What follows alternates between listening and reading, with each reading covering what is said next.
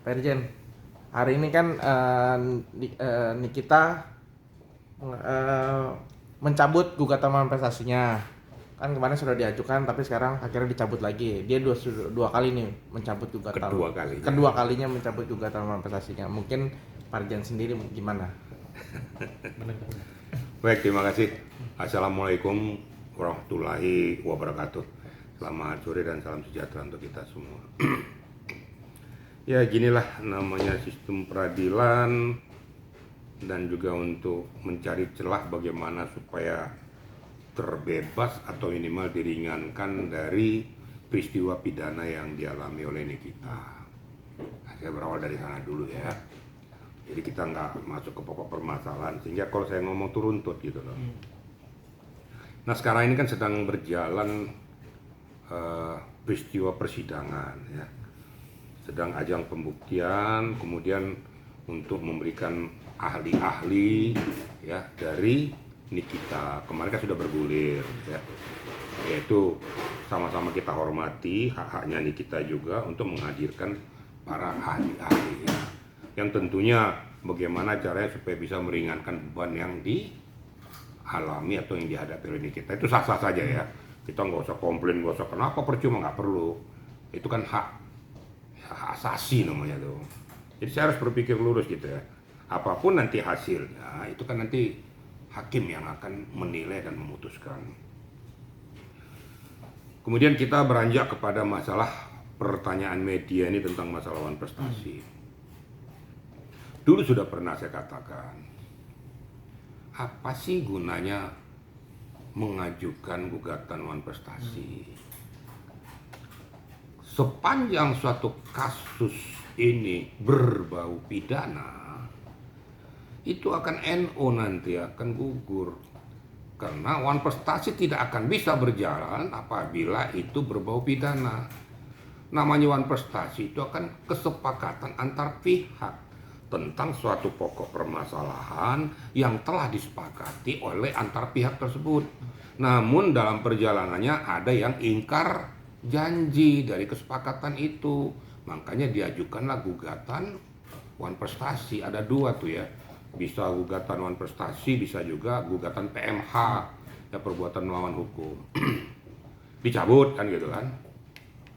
Nah, saya juga kaget, jujur saya kaget. Lo ngapain lagi nih gugat lagi wan prestasi tentang masalah peristiwa itu? Dalam hati saya kan ngabiskan waktu saja. Makanya kemarin komentar saya sudah fokus aja kepada materi pokok perkara yang sedang berjalan di persidangan. Jadi jangan sampai habis terbuang energi untuk hal-hal yang tidak penting itu. Kalau nanti mau mengajukan ya, apakah itu wan prestasi ataupun itu PMH, seketika putus vonis ya, syukur-syukur berpihak kepada Nikita, umpamanya Fisfak ya. Berarti kan perbuatan itu tidak sah di dakwaan pada yang bersangkutan. Dia bisa mengajukan, bisa tuntutan ganti rugi lagi ya, baik secara material maupun imaterial. Jangankan 100 M, bisa tuntut 500 M juga bisa, tinggal tergantung hakim yang menilai. Itu kan dulu sudah sampaikan. Nah, sekarang ini setelah didaftarkan dicabut lagi. Ini kan kayak seperti dagelan gitu loh. Yang tanda kutip, tanda tanya sama saya, ini gimana sih peran advokatnya, peran kuasa hukumnya? Saya sungguh berharap bahwa peran kuasa hukumnya ini supaya fokus ya. Jangan bikin beban-beban baru lagi. Ini kan panjang permasalahannya. Percuma itu killing time yang sia-sia. Yang nyatanya cabut. Saya juga nggak tahu alasan dicabutnya wan prestasi ini apa, saya juga kurang paham. Nah, pesan saya ya sudahlah, mulailah fokus kepada materi pokok perkara yang ada sekarang.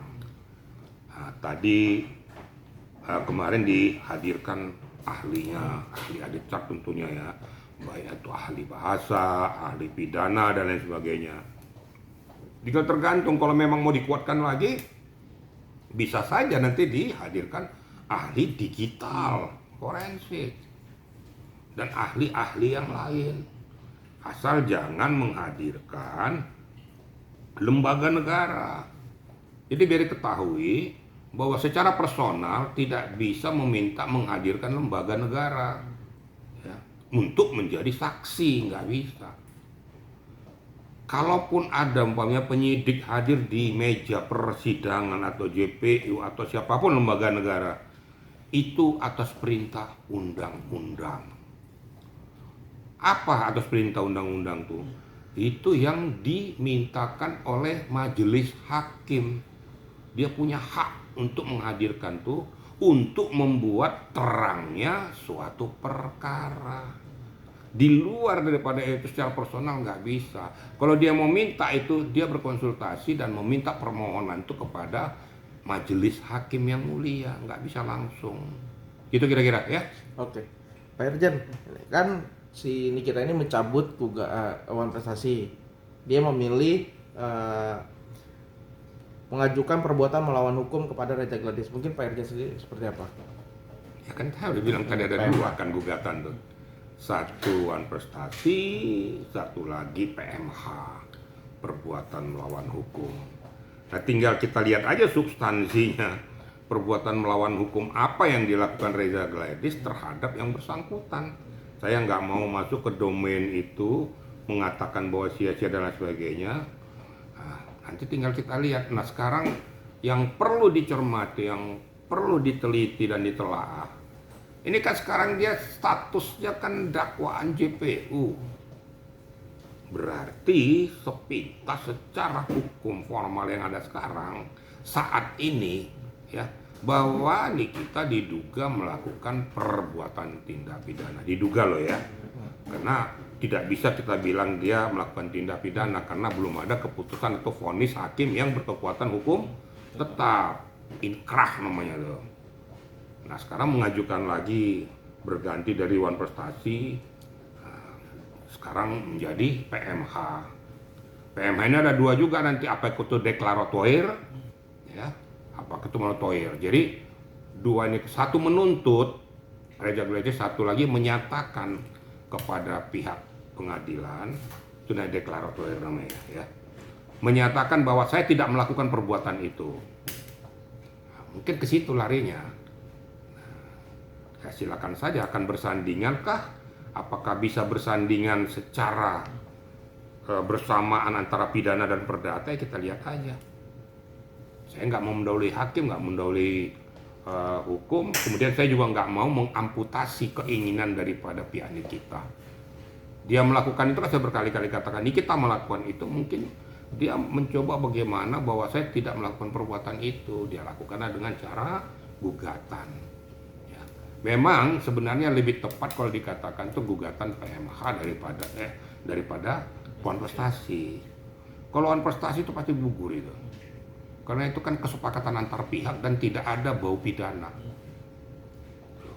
Tapi kalau PMH masih ada dikit irisannya karena itu perbuatan melawan hukum. Masih ada irisannya dengan peristiwa pidana. Nah, ini kita menyatakan bahwa saya tidak melakukan perbuatan pidana itu, makanya dia katakanlah itu. Nah, saya tidak mengajari yang bersangkutan, lebih bagus kalau memang sudah kamu lakukan itu, lakukan dengan deklaratoir itu. Jangan kamu menuntut hakim untuk mengatakan dia salah, karena ini sekarang dari pengadilan. Kalau deklaratoir itu adalah meminta pernyataan dari hakim bahwa dia tidak melakukan perbuatan tindak pidana. Itulah akidah hukum kayak gitu, ya. Tapi nominal yang dituntut itu kan sekarang 224. Ya terserah lah, terus saya bilang mau 500 miliar, kita nggak usah berbicara tentang nominalnya. Itu kan hak dia, material maupun immaterial. Jangankan itu bisa tuntut dia 1 triliun juga nggak apa-apa, kan tinggal hakim nanti apakah dituntut 1 triliun diamini atau disahkan hakim atau enggak. Kan itu kan hanya apa istilahnya itu, bahasa substansinya itu hak dia untuk menuntut secara immaterial itu. Jadi tidak ada limitasi batasan berapa yang harus dituntut, nggak ada.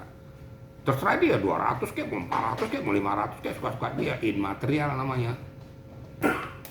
Kalau menuntut secara materialnya itu ya tuh pemulihan hak dia, supaya bahwa dia itu tidak melakukan perbuatan itu dan lain sebagainya, gitu loh. Tapi namun demikian saya tidak mau menanggap terlalu jauh, silakan saja berjalan ya, karena sudah dilakukan 2 kali prestasi cabut, sekarang PMH cabut prestasi masuk ke PMH. Nah, itu silakan saya nggak mau mencampur itu, karena hak untuk mendapatkan keadilan hukum itu kan hak daripada setiap warga negara. Walaupun dia tersangka, walaupun dia terdakwa, terpidana sekalipun, dia mempunyai hak untuk mendapatkan perlindungan hukum tentang suatu peristiwa yang dia rasakan, yang dialami pada saat terjadinya hal tersebut. Gitu kira-kira ya. Bang, kalau terjadi lagi nih gugat perdata prestasi lagi ketiga kalinya nih, terus dicabut lagi, ini kayak marwah pengadilan bilang komedi-komedi gugatan perbuatan melawan hukum gitu bilang. Nah, karena nanti kalau perdata kan isinya perdata nanti. Kalau misalnya dia gugat perdata prestasi lagi tapi dicabut lagi, Gugat PMH. gugat PMH gimana, Nah, itu saya luruskan dulu media wartawan nanti. Gimana Bang? Kalau misalnya dia cabut ini? Ya, itu terserah lah, saya nggak bisa ngomong. Kan masih menggugat dia nih. Menggugat PMH. Ya, nanti kita lihat pada saat didaftarkan, apakah nanti disetujui oleh hakim. Tentunya kan ada mediasi nanti. Mediasi antar pihak yang bersengketa. Apakah disetujui atau enggak. Apakah itu nanti diputuskan apakah memenuhi unsur atau NO. Ya, kalau NO itu dikatakan itu berarti tidak atau salah objek, not over the cliff, ya. Salah objek dia gitu loh. Jadi tergantung nanti lah, saya nggak, ini kan belum berjalan, saya nggak mau memberikan tanggapan sebelum ada ketentuan yang berkekuatan hukum dari hakim. Gitu aja ya. Bang, sedikit terkait isi dari persidangan Niki menghadirkan saksi ahli untuk meringankan dia, itu saksi ahli bahasa yang mengatakan, saksi ahli bahasa kalau perkataan Niki ke RG itu tidak ada kata-kata pemerasan. Bang melihatnya seperti apa nih? Saya nggak melihatnya, saya tuh gini aja ya. Yang namanya ahli yang dihadirkan terdakwa itu namanya ahli atau saksi ahli adat car. Saksi adat car itu adalah yang meringankan. Sekarang ahli apa yang dihadirkan? Ahli bahasa, ahli pidana. Tentunya semua ini akan menyuarakan bagaimana sebenarnya tata bahasa itu tertata dan berjalan, menyatakan bahwa Nikita tidak melakukan perbuatan tindak pidana pemerasan dari uraian tata kata, baik itu melalui personal maupun melalui WhatsApp mungkin dan lain sebagainya. Sah-sah saja. Dia berbicara tentang masalah tata bahasa dengan keilmuan yang dia miliki, kapasitas dia, bagaimana supaya bisa mengamputasi ya dakwaan yang menyatakan bahwa dia telah melakukan perbuatan tindak pidana pemerasan. Dikeluarkanlah tata bahasa. Di sudut ini saya tidak menemukan tata bahasa yang menyatakan bahwa dia melakukan pemerasan. Itu silakan saja. Nah, nanti kan dihadirkan, nanti kan hakim yang menilai apakah substansi pernyataan ahli tersebut menyentuh nggak dengan aspek hukum, atau bisa nggak mengamputasi itu namanya dakwaan. Serahkan ke majelis hakim. Saya nggak bisa berpendapat karena saya bukan hakim. Paham ya? Oke? Pak Irjan, mungkin kalau kata kuasa hukumnya si Reza Gladys, tuntutan yang PMH ini adalah sebuah komedi. Ya biasalah. Ya namanya lawan tanding itu kan pasti ya satu menganggap enteng, satu lagi menganggap bahwa ini kayak ya bagaimana lah namanya lawan tanding. Yang dibilang suatu drama komedi itu kan hak dia untuk bersuara juga. Kan saya juga nggak bisa mengamputasi apa yang dikatakan kuasa hukum daripada Reza, karena melihat perjalanan daripada peristiwa ini sudah berkali-kali. Ya, menurut hemat dia bahwa ini kayak drama komedi, habis satu babak lain lagi, terus kapan selesainya tidak terfokus kepada suatu peristiwa pidana yang sedang berjalan di pengadilan. Sah hak yang bersangkutan. Kita nggak perlu kasih komentar di situ. Besok dikeluarkan lagi dari kuasa hukumnya Reza nanti dengan apa yang dia ketahui dan dia alami, sah juga. Kalau saya berdiri di tengah-tengah aja kan, saya nggak bilang jangan kayak gitu kamu, dia nggak bisa. Itu kan hak dia berbicara, hak berpendapat. Sama dengan ini kita tadi katakan, hak berpendapat. Semua itu kan bermuara nanti tergantung penilaian daripada substansi permasalahan. Kalau di persidangan hakim. kalau dia berbicara di publik, ya netizen ataupun katakan publik, masyarakat kan bisa menilai.